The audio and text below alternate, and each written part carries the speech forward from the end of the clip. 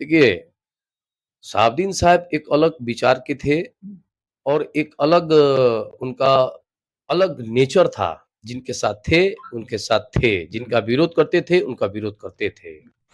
लेकिन ये साहबदीन साहब के जाने के बाद आप देखेंगे तो साहबदीन साहब के जो-जो दुश्मन थे, वो सब इनके प्यारे हो गए। तो इनके विचार से वो हट गए, ना उनके विचार पे चल रहे हैं। जैसे कि मनोज सिंह जी निश्चित तौर पे साहबदीन साहब को सरकारी गवाही बन के उनको सरकार में दोषी सजा करने का काम किया, मुसलमानों को भला-बुरा कहने का काम किया और उसके बावजूद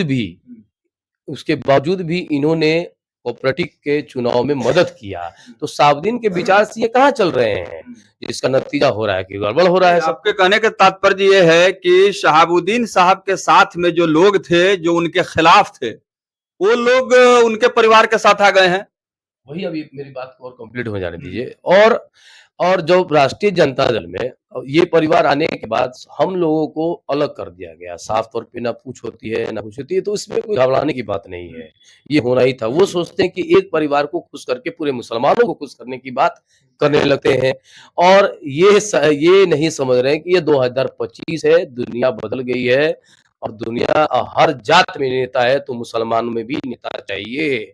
आप किसी को खुश करके मुसलमानों को खुश तो नहीं कर सकते हैं और यही वजह है कि फिर से चार दीवारी के अंदर राष्ट्रीय जनता दल चली गई है और उनके साथ खड़ी हुई है। लेकिन जो 2024 में पार्टी के साथ खून पसीने के साथ खड़ा था, उनको नजरअंदाज कर दिया। तो नजरअंदाज करने से कोई परेशानी का सबब नहीं है।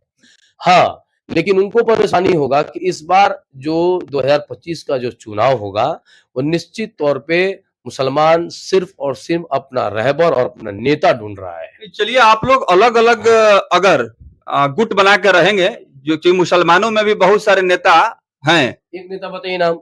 जी, आप तो खुद एक नेता दिखाई दे रहे हैं, जो मुस्लिम कम्युनिटी का आप जो है नेतृत्व करते हैं अभी, कर रहे हैं। देखिए, मुस्लिम कम्युनिटी का नेतृत्व हम कर रहे हैं कि हमारे कौम में नेता आए, हमारे कौम के लोगों को टिकट मिले। ये नहीं कह रहा हूं कि मोहम्मद कैफ को टिकट मिले, मैं मेरे मुख से आप नहीं बोलिएगा।